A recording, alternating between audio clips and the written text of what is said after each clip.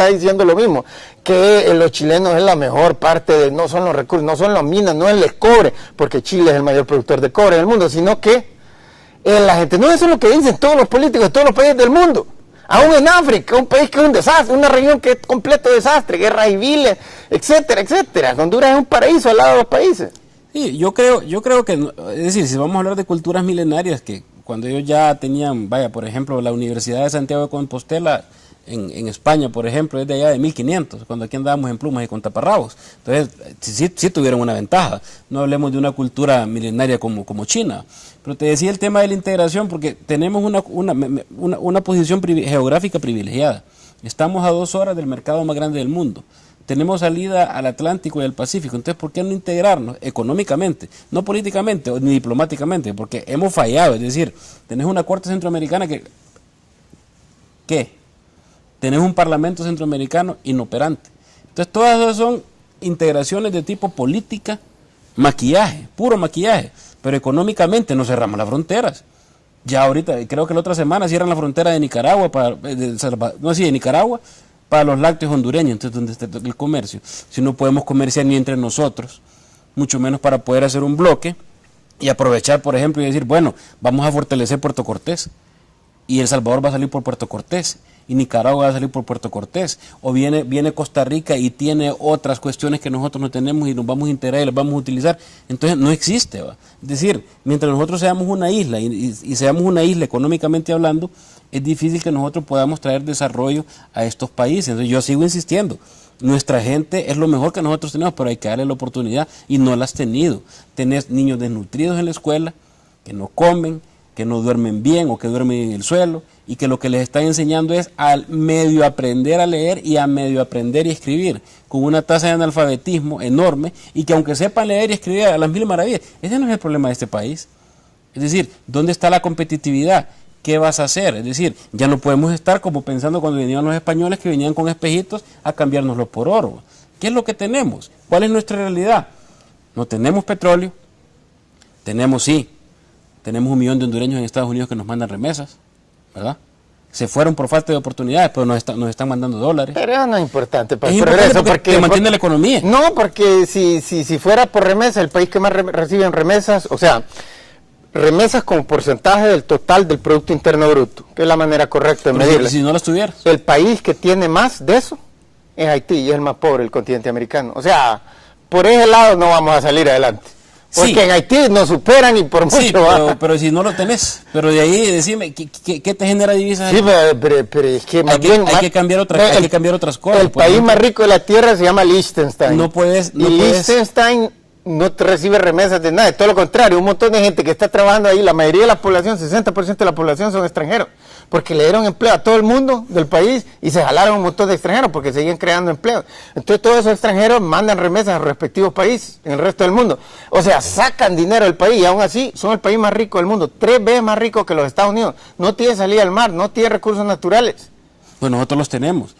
Podemos explotar la industria sin chimenea. Entonces no será la cultura política lo que está frenando el desarrollo de Honduras. Yo creo que es esa cultura política o esa cultura o sea, esa idiosincrasia, podríamos decir, del hondureño promedio, viene de la falta de oportunidades. No, yo digo los políticos. Porque, o sea, los políticos hemos tenido en los últimos 200 años. Primero nos saquearon los españoles, nos saquearon. Después vinieron los griegos y nos saquearon. Y ahora están nuestros políticos de turno saqueando, como decir, desde hace 200 años. Es decir, aquí, si vos querés ser candidato a diputado, porque yo viví esa experiencia, tenés que ser el candidato a diputado o de un banco, o de una azucarera, o de una cementera, o de una minera, o de un grupo económicamente fuerte que te financie y que te pueda pagar tu publicidad. Entonces, yo he escuchado empresarios que dicen, ese es mi diputado porque yo lo hice diputado, porque yo lo tengo en el Congreso, y también dicen, ese es mi candidato porque yo lo estoy financiando, o dicen, o yo le doy dinero a todos los candidatos de todos los partidos políticos porque si gana este estoy bien y si gana este también voy a estar bien. Entonces creas una élite. Por ejemplo, estamos hablando de la cultura política. Claro, ya llegamos a la cultura política, y entonces mientras eso siga ocurriendo, no es con una constituyente que vamos a resolver los problemas. ni que va a aparecer por ahí un trastornado diciendo de que vamos a cambiar el sistema republicano y democrático y vamos a convertirlo en monarquía, yo voy a ser el rey, mi mujer la reina, mis hijas y mis hijos las príncipes y las princesas. No es así que se va a resolver el problema del país, ni con ideas exóticas, ni regalando lo que no me cuesta. Pero la democracia también es un fracaso. Bueno, pero dentro de una democracia... O sea, los países del este asiático, por ejemplo, Corea del Sur y Taiwán, están creciendo a 10% mientras no tenían democracia. Porque se han dedicado a democracia en la década de los 90 y ahora están creciendo a 4% anual. Pero porque se han dedicado a trabajar, no importa el sistema que tengan, se dedican a trabajar. Sí, esos son más capitalistas que nosotros, porque se han dedicado a trabajar. Generan, producen. No, pero no estás viendo lo que estoy diciendo. O sea, la correlación va a la inversa. Mientras no tenían democracia, estaban teniendo un crecimiento 2, 3 veces más rápido que China. En los últimos 30 años no ha tenido democracia, ha estado creciendo a 10% anual. Y Singapur lo que tiene, Hong Kong hasta la fecha ha tenido un sistema que no es, o sea, primero un sistema colonial y ahora siguen con el mismo sistema, un sistema de no elecciones, sino que es una tecnocracia. Entonces se pone a la gente más competente en todos los puestos. Los politiqueros no existen. Todos los que han sido presidentes aquí en Honduras jamás hubieran podido ser presidentes en Singapur, donde sí hay elecciones desde 1959, pero han creado un sistema que solo permite que la gente más preparada y honesta pueda llegar a la presidencia. Que aquí se están peleando por la reelección. ¿Vos crees que alguno de los que han sido presidentes aquí que estén vivos tengan la oportunidad de volver a hacerlo? Sí, ya se vio, pues. Es decir, yo creo que el mayor mal de este país es que no sabemos escoger a nuestros gobernantes. Es decir, nos vamos por la cancioncita, nos vamos por el color de la bandera, que si tu papá era nacionalista y tu abuelo era nacionalista, vos tenés que ser nacionalista. Es decir, no vamos, nadie se preocupa por revisar el currículum de un candidato y decir, bueno, ¿y este? ¿Cuántos idiomas habla? Y este tiene un posgrado, tiene un título universitario. Entonces, por ahí empecemos, ¿verdad? Es decir, yo creo que ya esto no se puede seguir viendo de manera demagógica. El país se tiene que administrar como una empresa, es decir, claro, tiene que haber responsabilidad social. La deuda social es demasiado grande, pero no puedes regalar lo que no es tuyo, no puedes seguir tirando dinero a la garduña. No, como una empresa no, o sea, no hay correlación socialmente responsable. O sea, un buen empresario no necesariamente. Silvio Berlusconi es el mejor empresario de Italia y ha sido un fracaso como primer ministro. Una tasa de crecimiento 1% anual. Yo no estoy diciendo de que traigas un empresario a gobernar, te estoy diciendo que veas la realidad del país, pero tampoco puedes estar regalando lo que no es tuyo, ¿verdad?, a la garduña mediante bonos, mediante esto, mediante el otro, ¿verdad? Y creo que a la gente lo que se necesita es enseñarle a trabajar, si la fórmula es bien clara, si hay seguridad jurídica, física y jurídica y personal, que las reglas están claras, puede haber inversión. En Honduras no hay suficientes ricos como para poder hacer pero ¿quién es el que enseña a trabajar? ¿Quién es el que da el ejemplo? ¿Quién es el primero? Hay que pasar por el gobierno. Tiene que ser el presidente, el primero. Bueno, entonces el ejecutivo sobre todo, pero también el del legislativo. Es decir, la gente en la cúpula tiene que dar el ejemplo. Quiero decir que mientras no haya esa seguridad no vendrá la inversión. Y cuando venga la inversión, habrá empleo. Y cuando haya empleo, vas a poder reducir la pobreza. No eliminarla, pero sí reducirla. Ok. Vamos a hacer una pausa comercial porque llegó el momento de hacerla, así que no se vayan que ya regresamos en unos cuantos cortos minutos.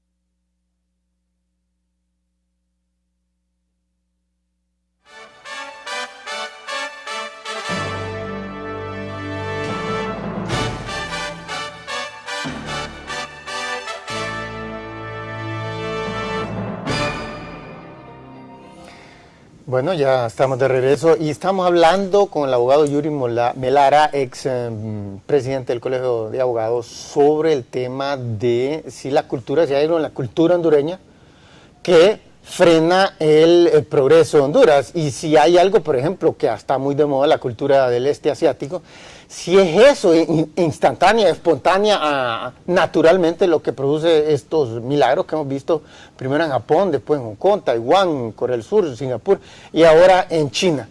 Entonces, tenemos unas fotos de un país del este asiático muy ilustrativo. Ahí podemos ver desde largo la foto del mundo. Este es Corea del Norte. Mostremos lo que sigue, por favor, que es... ahí la vemos más cerca, más clara. Corea del Norte, dividida desde 1945, más o menos a la mitad, entre Corea del Norte y Corea del Sur. En ese momento, ahí vemos el Asia. En ese momento, Corea de... Quedemos ahí por un segundo. En 1905, Japón había tenido una guerra con Rusia y decidió que esa iba a ser... Le ganó la guerra a Rusia y se apoderó de la península coreana. Al momento de la Segunda Guerra Mundial, hubieron grupos resistentes y cuando se terminó la guerra, un hombre llamado Kim Il-sung, de orientación comunista, se apoderó del norte. Y en el sur, pues, un gobierno capitalista, simpático a los Estados Unidos. El del norte era simpático a la Unión Soviética. Corea del Norte, Kim Il-sung, que era un ignorante, que no tenía ninguna educación, que era como de generales de montaña en Honduras de antes, se lanzó a la conquista, una gran guerra en 1950, y se hubiera conquistado toda la península, si no fue porque las tropas de los Estados Unidos llegaron y lo expulsaron de vuelta y quedó nuevamente la península dividida. Y hasta la fecha sigue dividida. En 1996, Kim Il-sung, que se había entronizado por vida en el poder, se murió y le heredó el poder. Esta es una dictadura comunista hereditaria, le heredó el poder a su hijo. Mostremos la foto de Kim Il-sung. Este es el gran líder, ¿verdad? O sea, casi como él se hacía llamar, el gran líder comunista de Corea del Norte. Se murió en el 96, deja al hijo, que es lo que miramos a continuación. No, ahí lo vemos con el comandante Fidel Castro. Mostremos la próxima foto. Esta es la foto ahí ya, los dos, padre e hijo. Y le hereda, la Unión Soviética nunca hicieron ninguna estupidez, porque el sistema monárquico a través de la historia había probado ser increíblemente inepto para generar progreso y desarrollo económico. Y miramos que a través de la historia el problema, la mayoría de los reyes eran tontos y obviamente sus hijos eran igualmente tontos, ignorantes. Y históricamente vemos una correlación entre la monarquía, que de una manera general era sumamente acientífica, tonta, ignorante, carente de educación y estancamiento económico. Se pasaban siglos y no había ningún progreso, como aquí en Latinoamérica, los 3 siglos de la colonia española. Y viene y decide regalar el poder. Ese es el hijo de Kim Jong-il. Y parece que ahora está muy enfermo. Él parece que le dio un derrame cerebral hace como 2 años. Tiene como 67 años y ha decidido dejar al hijo, que estudió en Suiza, pero todo lo que hizo fue estudiar secundaria, porque él tenía 3 hijos, y miren qué chabacanada esto, tenía 3 hijos y el mayor lo había estado preparando para que heredara el trono, pero hace como 2 años se trató de meter a Japón, porque quería ir a Disneylandia de Tokio, y esto fue una humillación para Corea del Norte, que supuestamente es un paraíso de los obreros, entonces lo descalificó para ser el heredero, y le pasó el poder al más joven, porque el segundo, que es también varón, parece que es afeminado, entonces decidió que no podía liderar el país. Entonces puso al menor, que supuestamente tiene 27 años. Imagínense, es un tipo que no tiene formación universitaria, que no sabe nada de nada, y que hereda un país que hace 10 años se murieron como 2 millones de personas de hambre. Entonces miramos aquí una cultura de gente que es increíblemente disciplinada para trabajar. Mostremos la próxima estadística que nos muestra ingreso per cápita, nivel de riqueza, o es el ingreso per cápita en el 2009, la última fecha que tenemos. Y miramos, son los países del este asiático, miramos Corea del Sur, con una cultura increíble para el trabajo, para el estudio, para el ahorro, y 2 veces más pobre que Honduras, porque Honduras tiene un ingreso per cápita de 4.000 en el 2009. Entonces, miramos que China le sigue con 7.000, y después Corea del Sur, ya un país rico, con 28.000. A partir de 20.000, un país llega al estatus de rico. Y miramos todos los otros más ricos. Y el más rico de todos es Singapur, el segundo más rico de todos Hong Kong. Y miramos que eso correlaciona eso coincide con el nivel de profesionalidad de los últimos 200 años de los países. Miramos que Singapur, que es el más rico, lo agarraron los ingleses en 1819. Ahí no había nada, era una isla vacía. Lo agarraron y los ingleses tenían el sistema colonial de administración colonial más profesional de todas las potencias europeas. Pues no lo saqueaban. Exacto. No, ellos ponían a la gente, ellos querían saquear, pero dijeron, vamos a poner a la gente más preparada y más estudiada y más honesta para gobernar estas colonias, para que haya menos problemas con los nativos y así podamos sacar los recursos naturales y otras cosas que queremos sacar, ¿va? Entonces, Singapur ha practicado el sistema de profesionalidad más que cualquier otro en el este asiático y al más rico pese al que menos tiene recursos naturales. Honduras tiene... No, pero hay que darle la oportunidad y no la has tenido. Tenés niños desnutridos en la escuela, que no comen, que no duermen bien o que duermen en el suelo y que lo que les están enseñando es a medio aprender a leer y a medio aprender y escribir, con una tasa de analfabetismo enorme y que aunque sepan leer y escribir a las mil maravillas, ese no es el problema de este país. Es decir, ¿dónde está la competitividad? ¿Qué vas a hacer? Es decir, ya no podemos estar como pensando cuando venían los españoles que venían con espejismo. Es decir, tenés una corte centroamericana que... ¿Qué? Tenés un parlamento centroamericano inoperante. Entonces todas esas son integraciones de tipo política, maquillaje, puro maquillaje. Pero económicamente no cerramos las fronteras. Ya ahorita, creo que la otra semana cierran la frontera de Nicaragua, de Nicaragua, para los lácteos hondureños. Entonces, ¿dónde está el comercio? Si no podemos comerciar ni entre nosotros, mucho menos para poder hacer un... Está diciendo lo mismo, que los chilenos es la mejor parte, no son los recursos, no son las minas, no es el cobre, porque Chile es el mayor productor de cobre del mundo, sino que la gente, no, eso es lo que dicen todos los políticos de todos los países del mundo. Aún en África, un país que es un desastre, una región que es completo desastre, guerras civiles, etcétera, etcétera. Honduras es un paraíso al lado de los países. Sí, yo creo que, es decir, si vamos a hablar de culturas milenarias, que cuando ellos ya tenían, vaya, por ejemplo, la Universidad de Santiago de Compostela en España, por ejemplo, es de allá de 1500, cuando aquí andábamos en plumas y con taparrabos. Entonces, sí tuvieron una ventaja. No hablemos de una cultura milenaria como China. Pero te decía el tema de la integración, porque tenemos una posición geográfica privilegiada. Estamos a 2 horas del mercado más grande del mundo.